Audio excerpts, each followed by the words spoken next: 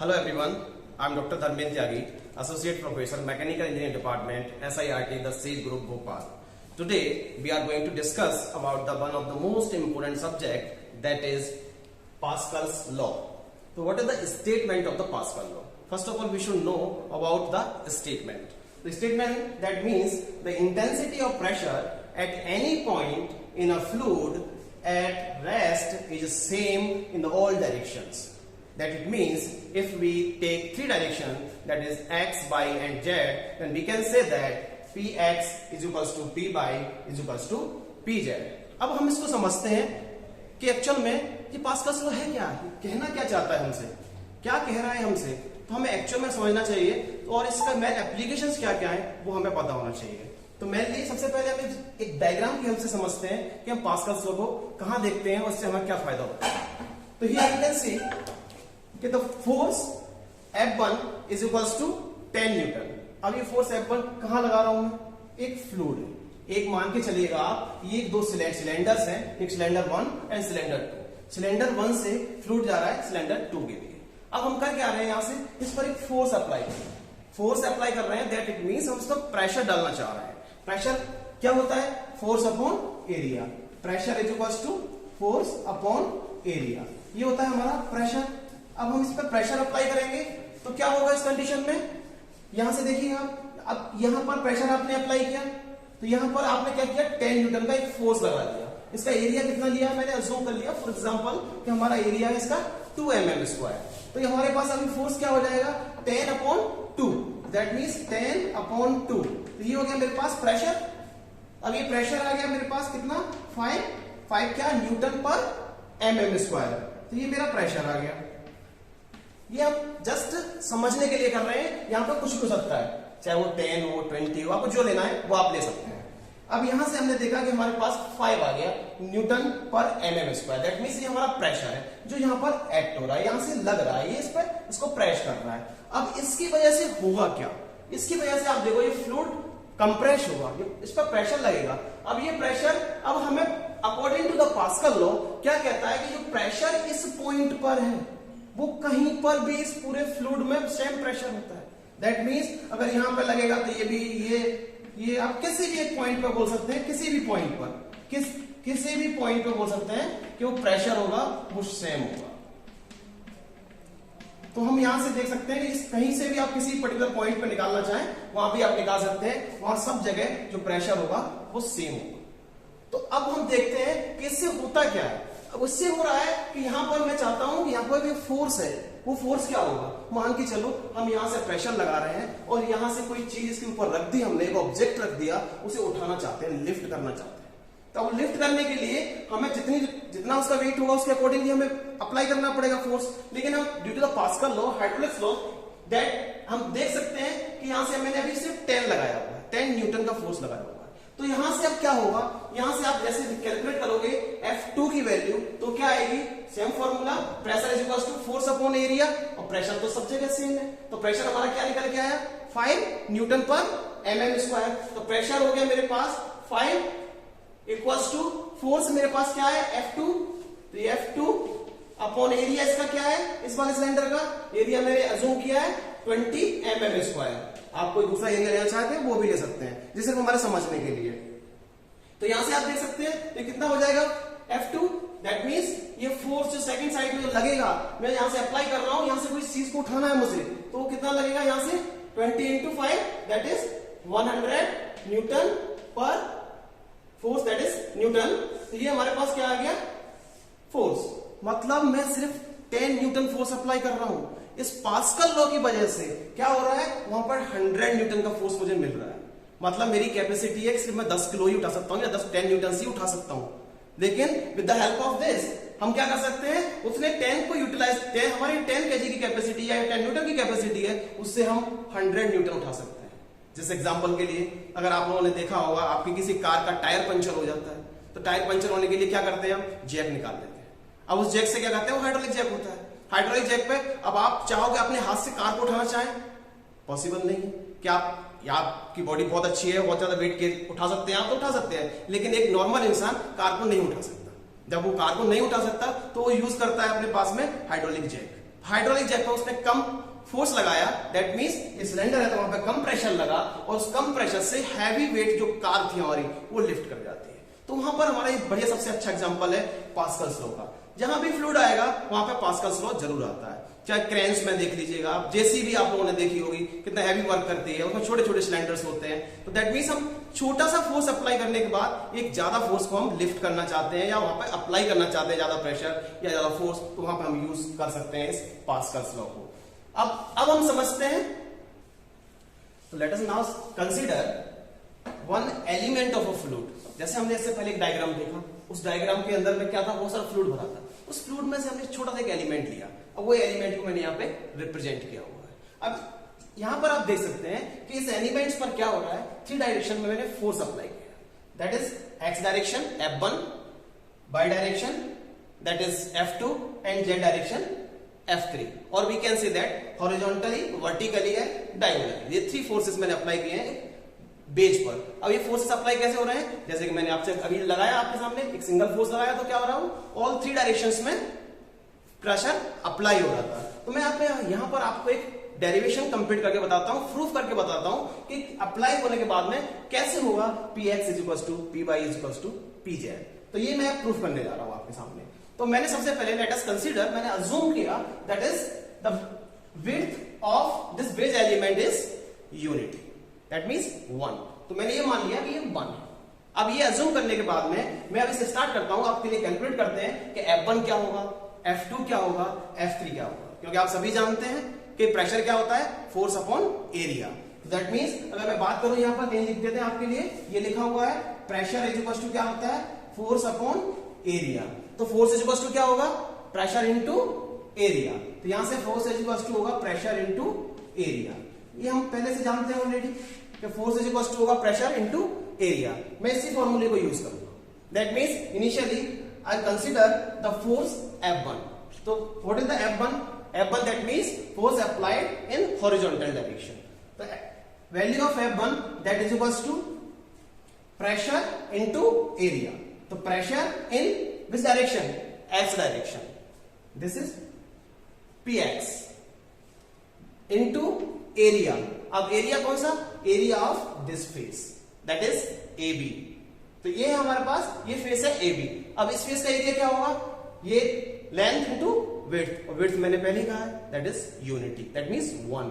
तो ये क्या हो जाएगा मेरे पास, AB इंटू 1।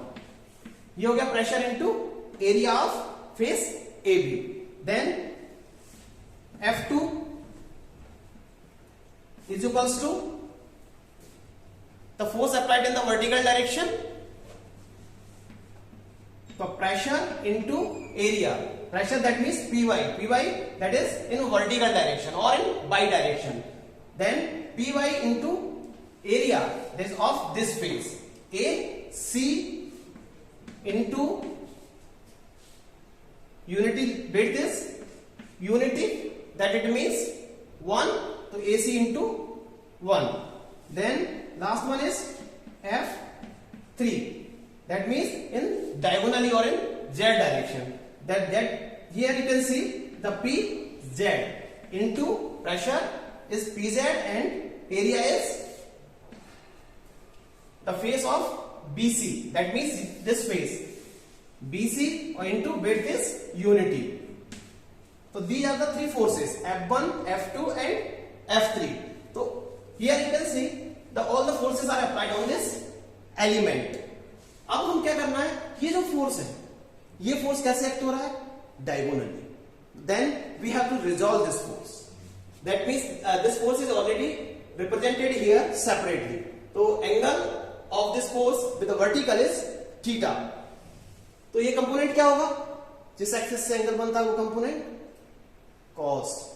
तो ये हमारे पास में एक वर्टिकल कंपोनेंट हो गया F3 cos theta and the horizontal component is F3 sin theta. Now applying the equilibrium condition, or we can say that the resolving the forces in horizontal direction and resolving the forces in vertical direction. So resolving the forces horizontally.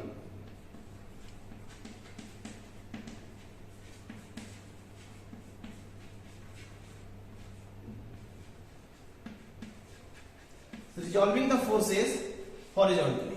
अब horizontal direction में सारे forces को resolve कर दीजिए। ये मैंने केवल एक ही हमारे पास फोर्स था जो इंक्लाइंड था, डायगोनली था, उसको मैंने पहले ही रिजॉल्व कर दिया। तो ये फोर्स हमारे पास क्या हो गया, F1 that is equals to F3 sin theta, both are in opposite direction, F1 and F3। तो यहां से मैं लिख सकता हूं F3 sin theta is equals to F1, or we can write it here F3 sin theta minus k F1 that is equals to 0. Both are same.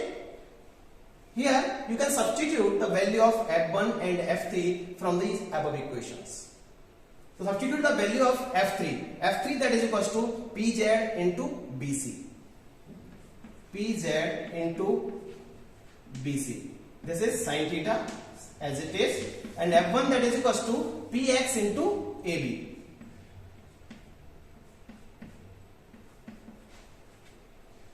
Equation number 1.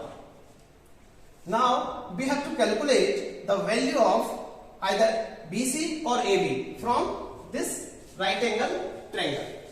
From this right angle triangle. तो यहां से आप देख लीजिए, right angle triangle से आप value calculate कर लीजिए। तो perpendicular upon base, that is 10, तो हम अप्लाई कर देते हैं परपेंडिकुलर अपॉन हाइपोटेन्यूज। ये देख लीजिए, परपेंडिकुलर अपॉन हाइपोटेन्यूज। आपको ट्रिग्नोमेट्री कोई भी फॉर्मूला आप यूज कर सकते हैं। अब यहां से अप्लाई कर दीजिए perpendicular upon hypotenuse, that means AB upon BC, that is equal to क्या होगा, from figure AB upon perpendicular upon hypotenuse BC. What is the value of AB upon BC? That is equals to sin theta.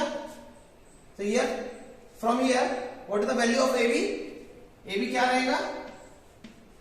AB is equals to BC sin theta. Substitute this value of AB in equation number 1. Then we have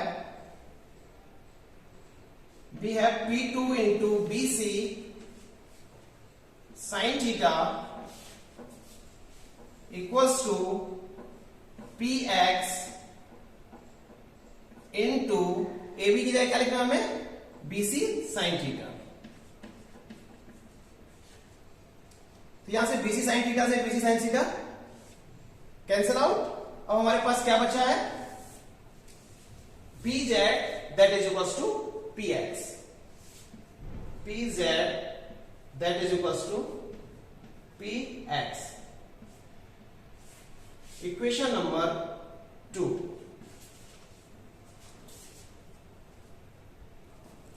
Now resolving the forces vertically. तो हमने सबसे पहले क्या किया, resolving the forces horizontally and then we get the value of PZ that is equals to PX. Now resolving the forces vertically. So resolving the forces vertically,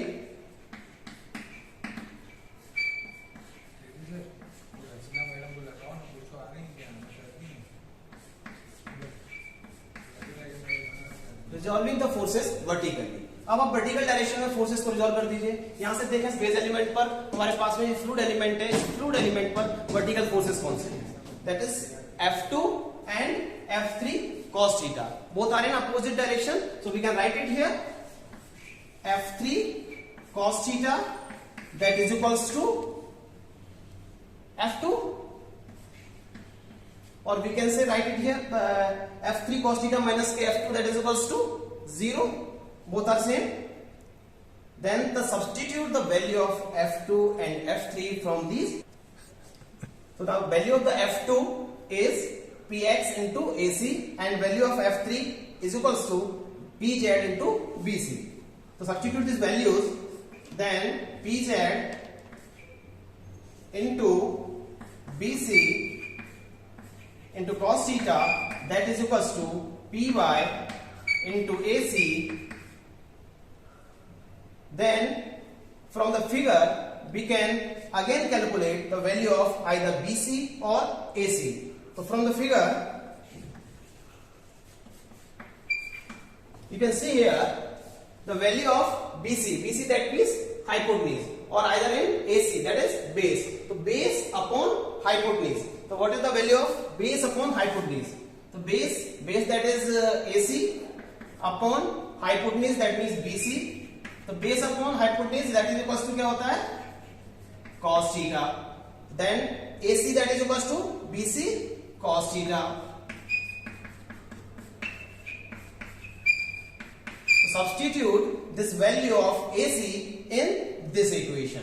So you can write it here the equation number 3. So substitute the value of AC in the equation number 3. Then we have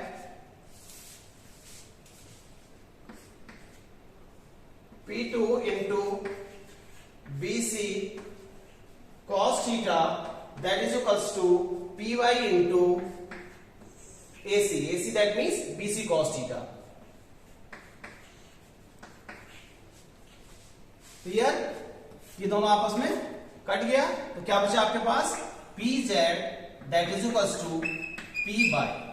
This is the equation number 4. So from the equation number 2 and 4 we can write it here the value of Px equals to Py equals to Pz. This is the Pascal law. Thank you.